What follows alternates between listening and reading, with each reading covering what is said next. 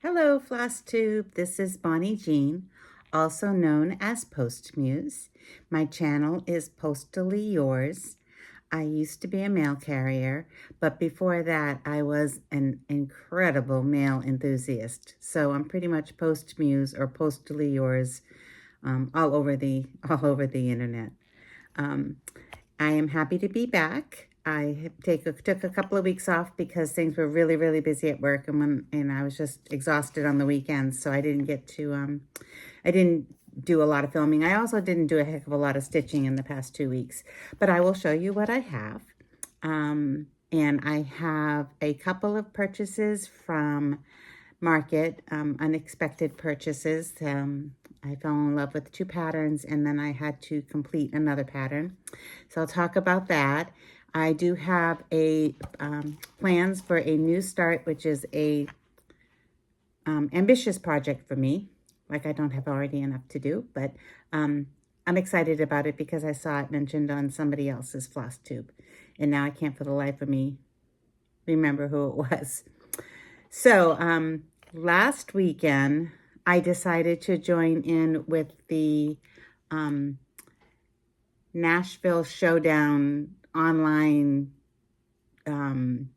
retreat, and it was interesting. I'm not real great with doing stitching together with videos because the lighting in my place is really bad, and the lighting that I use to stitch with is it comes right over. It's not here at this area. It's a task light, and it comes right over my head, and it's a very, very bright light. And I know that that's probably distracting if people are watching me. So I did try to join some of the groups without my camera on, just with the audio. And it was okay. It was fun. But it's hard to know when to speak, when not to speak. You hate to talk over anybody. I think I have decided that just not my cup of tea. It's just not something that it's more stress than I think I can handle.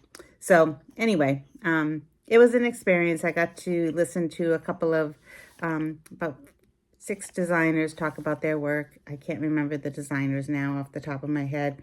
It was difficult anyways because the designers, they weren't introduced and they didn't have their name. So I couldn't keep the designers straight in my head because I'm not as good as other people at knowing designers. I know fabric designers, I know fabric dyers, over-dyed floss dyers, some bigger names, but not necessarily the people behind them, like Cricut Collection and so forth. But anyways, it was interesting. I probably won't do it. It was very much like Jingle Ball, and I probably won't do it again. But I'm not regretting that I did it. It's just, yeah. So my first thing that I want to show you is my stitch along, which I have been keeping up with. There was a new fill-in release this week, and I do not have that stitch because it was just not released this week, released today. And I haven't got that stitch because I just got home from work a little while ago, and I decided I would film my floss tube before. Sorry about that. There's a message on my phone. So this is Peppermint Purple. This is the 2025 stitch along. It is black work. I am doing, they're all a little bit different. This is where I am now. So my center will all be filled with black stitch. I haven't gotten very much done in the center. I find it incredibly difficult. And I made it more so by stitching on 20 count Aida. This is called Avocado, and it's by BeStitchMe. So in all of the fillers, so these are the weekly fillers, they'll all be in shades of purple. So the darkest or reddest purple is out here, and then we get a bluer purple, and then we get a much lighter purple on the inner section. And the flowers are just all different colors. So I like it. I enjoy doing the filler back stitching because it's a big space. The black stitching. The black work in the center section I find it very difficult because the space is so limited, and I am doing it on 20 count. I hope to do more black work by Peppermint Purple. She's got some amazing artwork, and I'd like to do more of it, but I've learned my lesson. 28 count is what I will use going forward on any black work. No more small counts. So that's that. And then my other one that is in my on my stitch table or stitch bag continually is called I Persist, and I'll put a picture of it. It is a digital, and I got most of the center design is an opal. I got most of the opal done. There are actually 3 shades of white in there. And as you can see, the stuff that is not stitched is meant to be unstitched. And you are meant to do this on white. So that would have been white, bright white, as opposed to the different shades of white here. Now, I don't know that I want to go back in there and fill in all that white, do all that white stitching. I think I'm going to wait and get more of it done. There are 2 more smaller opals, and there's lots of bright colored flowers coming up. So I think I'm just going to wait and see how it looks unstitched with the neutral fabric showing through. I think it's going to be fine. And it's only me who will see it. And it's the saying that's above it that is important to me more so than anything else. So that's where I am on that. It took me so long. It does take me, this stitch is challenging for me. It's a lot of thread changes. I don't not like it. It's just not my favorite. The next one that I worked on in the past week, 2 weeks actually, was Eleanor Rigby, and that's part of the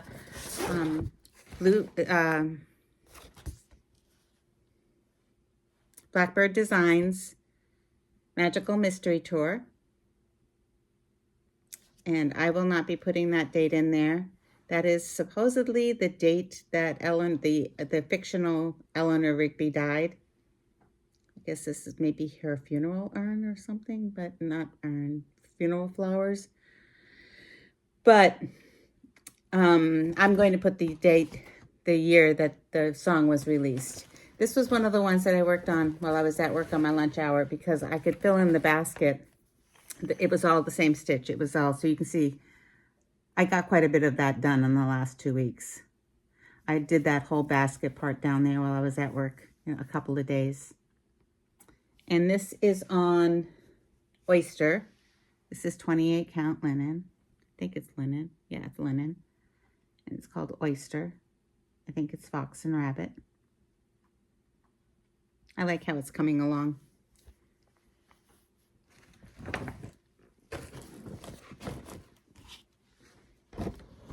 So speaking of the songs, so as I was stitching this, I was thinking I would love to stitch.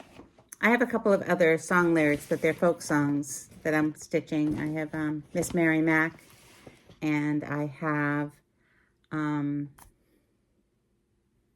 Mare's Eat Oats, and I have I Love You, A Bushel and a Peck. And I like those very much. So I'm considering, though, I would like to do something with like the Mamas and the Papas. Do you remember Monday? I just thought that would be a great stitch. And then another one of my favorite stitches is, my favorite songs is Tom's Diner by Suzanne Vega. And there's a new cross stitch that was released at Market. I think it's by Blue Flower. and it's called Pigeon. It's something to do about a pigeon. The pigeon's looking at its reflection in a puddle, and it's raining, and the song mentions rain a bit. And I was kind of thinking that would be kind of cute, is to stitch the pigeon chart and then over it do my own design of some of the lyrics from the song. And then the other one that I loved was Alice's Restaurant. I'd like to do that one.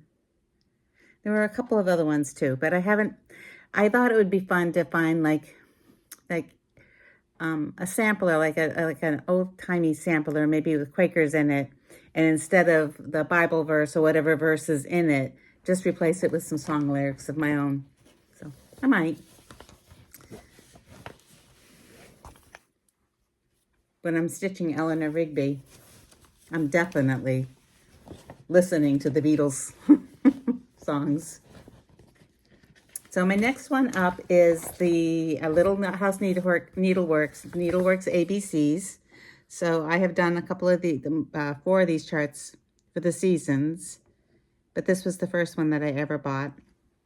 And this is on Atomic Ranch Eucalyptus 28 count linen. And so I have gotten all of the alphabet done. Oh, I'm running out of space here. It is big. It goes on forever. I got the alphabet done, and I started filling in the design.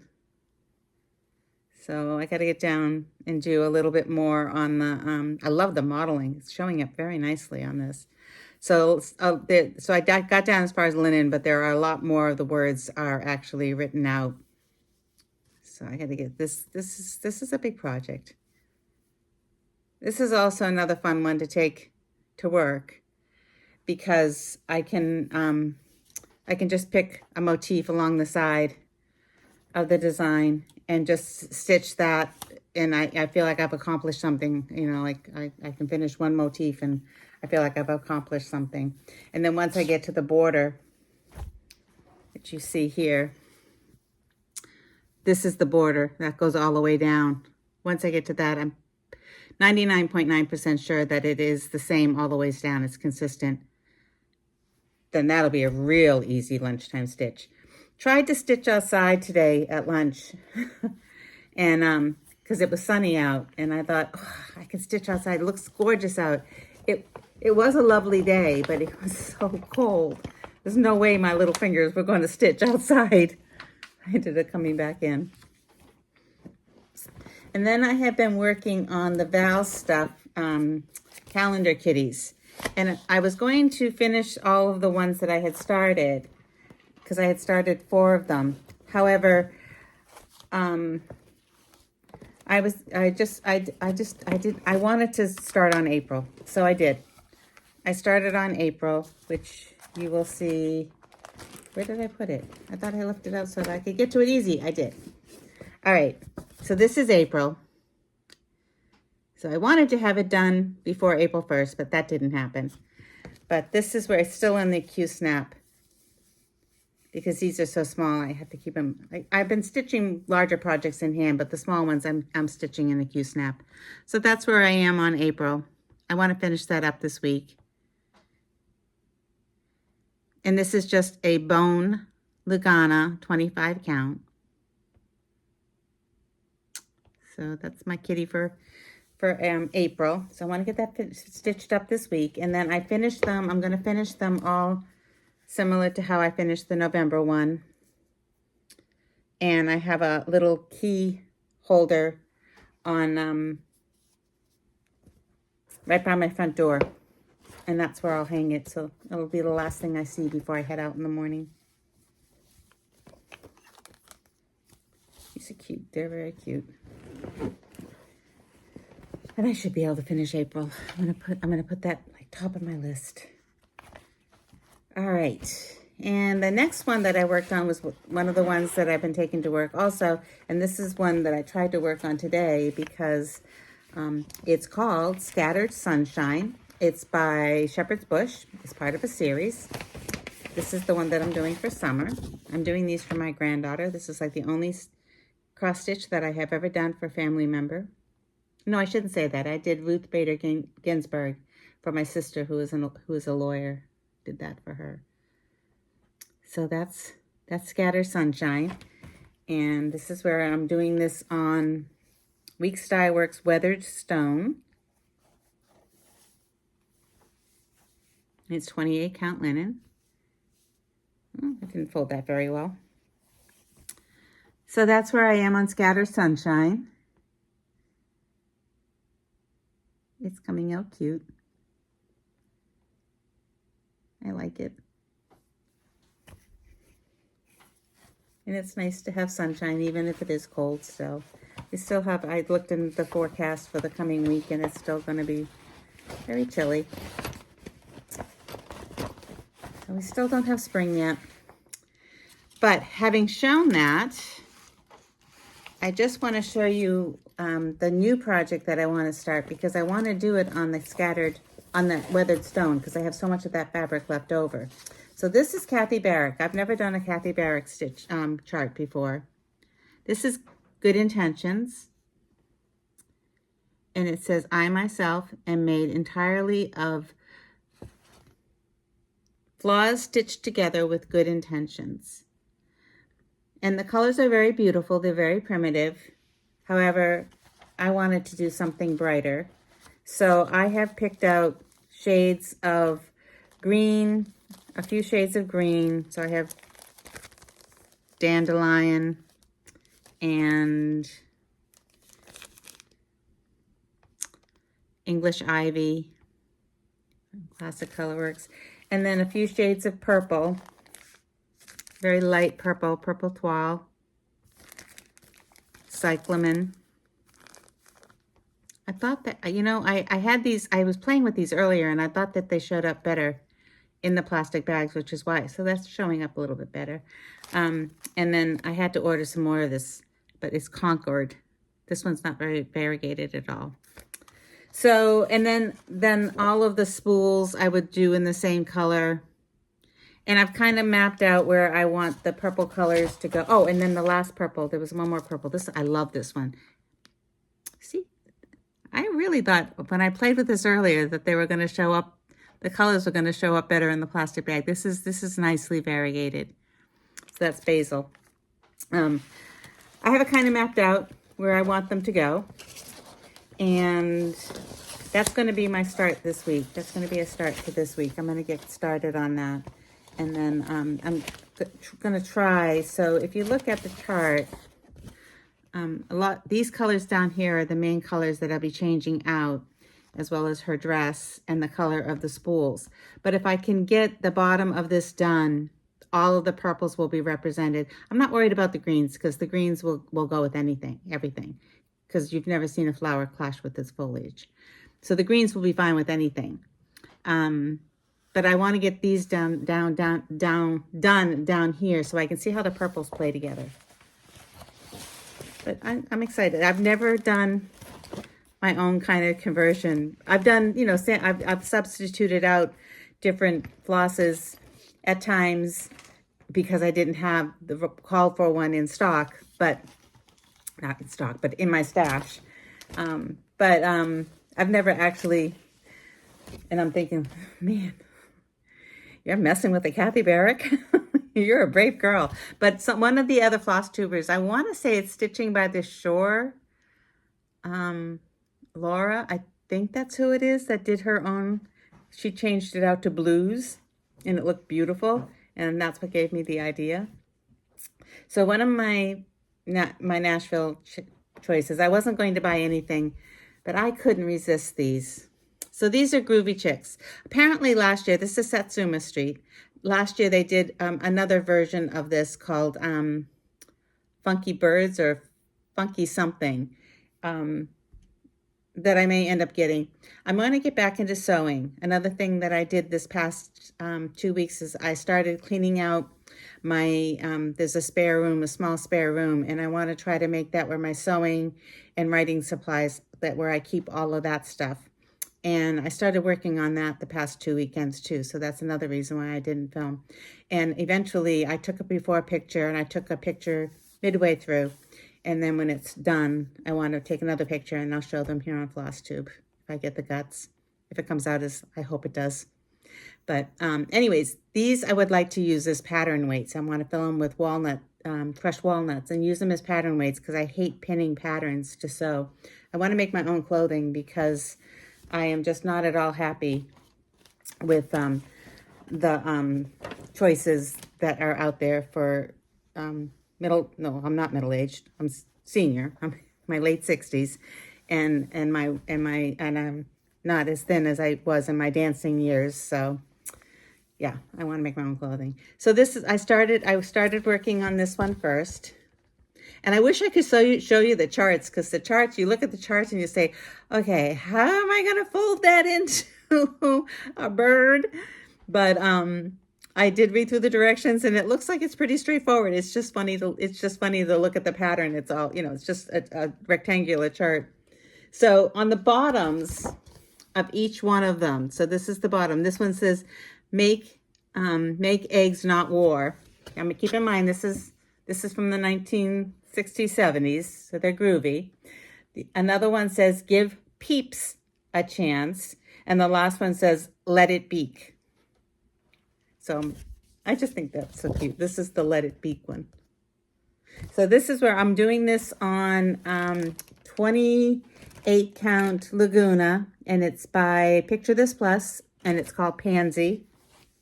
I think I want to have like a ton of this. I'm using the called for DMC. I'm missing some of the, I was so surprised. I'm missing like 4 colors of the DMC for this chart. I was like, I thought I had every color in DMC, but I'm missing 4 of them. Okay, so the purple is, it shows up beautifully in real life. But that's all I've gotten done on my purple guy. Let it beak. This is what I was working on during that online gathering. This one and the next one I'm going to show you. Oh, I love these though. They're so cute. And they'll be so cheerful in my sewing room as little pattern weights. I'm going to do one of them on green and another one on pink. I have fabrics in mind. I just haven't got them pulled out yet. Purple's my color, so I had to do that. And the other start that I had this last 2 weeks, and this was actually during the online event also, because you were supposed to start projects that were Nashville releases, Nashville 2025 releases. So this is a series. This is called XstitchTheRainbow. I did this series, the first time it came out was I think 3 years ago, and it was all like autumn type colors. It came out in the autumn, and it was all autumn type colors, and it was very pretty. I really liked it. And the next one they did was based on tea, and I love tea. I drink a ton of tea, and the charts were adorable, but I didn't love it enough to spend money on it, and it was just not happening for me. But this palette, you can stitch 4 or 5 from the palette, 4 or 5 charts. So there are 4 colors. Let me see if I can back it and make it.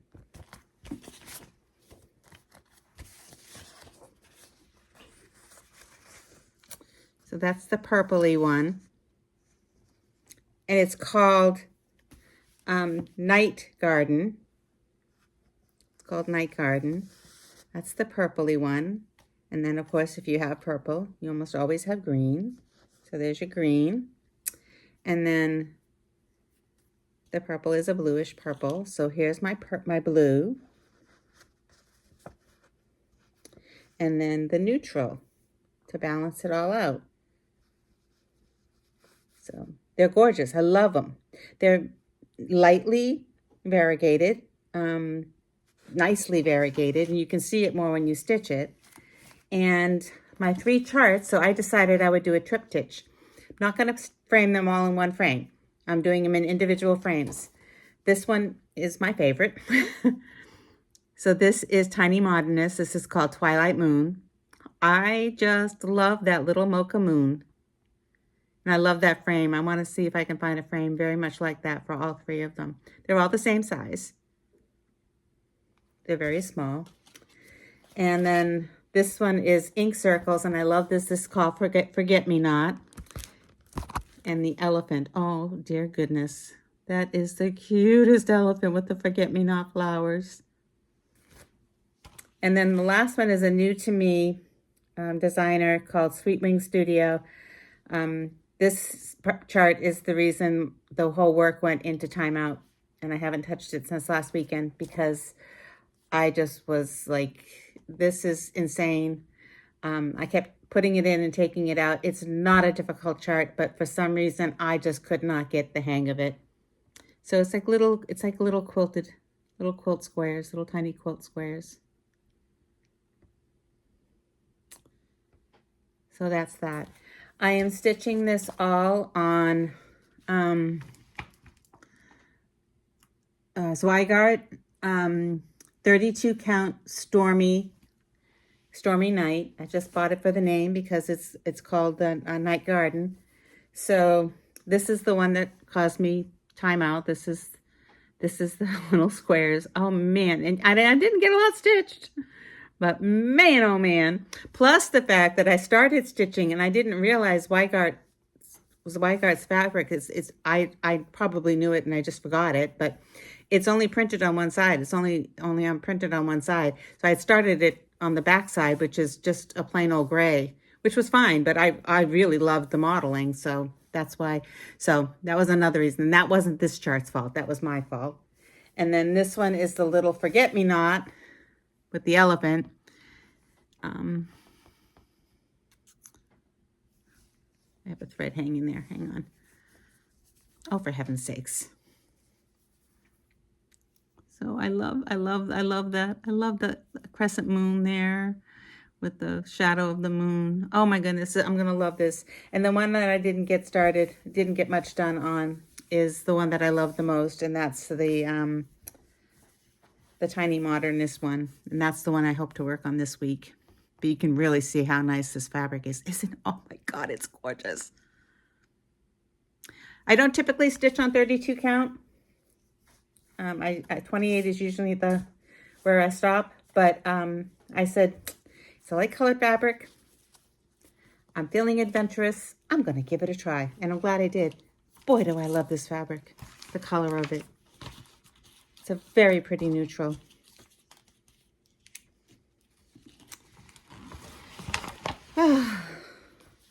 So that's where I am in my stitching. I probably will not film a floss tube this week. It's Wednesday. Today is Wednesday. I probably won't do one on Sunday, but I hope to get back to my regular Sunday schedule after this Sunday. I hope to get back into my regular Sunday schedule because I like having a weekly floss tube, even if I don't have a lot to show. But I do want to, but that's all I have for stitching. I do want to just talk very, very briefly about the reading challenge that I have been doing with the Massachusetts Center for the Book. It's an adult reading challenge, and each month they give you a prompt, and you have to find a book that fits. So you pick your own book. And this month's prompt is a book that has something to do with books or reading or library.